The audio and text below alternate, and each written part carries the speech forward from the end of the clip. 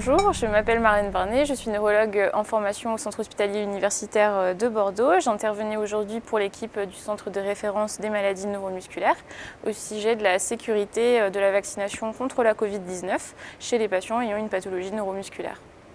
En fait, ce qu'on sait, c'est que les patients qui ont une pathologie neuromusculaire ont un risque plus important de faire une forme grave d'infection à Covid-19 et on sait d'autre part que certaines pathologies neuromusculaires peuvent s'aggraver après une vaccination.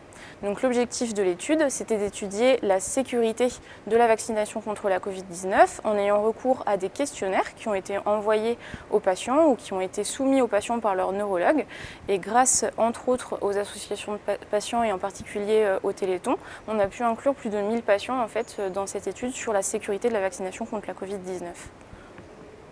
Ces questionnaires ils étaient disponibles en ligne entre mars 2021 et mars 2022, c'était les questionnaires initiaux. Et ensuite, on a demandé aux patients de compléter des questionnaires de suivi tous les mois pour une durée totale d'1 an.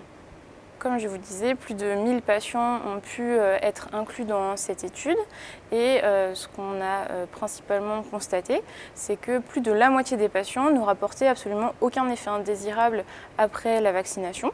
Lorsque des effets indésirables étaient rapportés, eh bien, c'était dans la plupart des cas des effets indésirables assez classiques après quelques vaccinations que ce soit, des maux de tête, un petit peu de fièvre, de la fatigue. Et on a aussi demandé aux patients de grader l'intensité des effets indésirables et dans la plupart des cas, les effets indésirables étaient considérés comme légers ou modérés. En tout cas, ils n'empêchaient pas les patients de faire leurs activités de la vie quotidienne.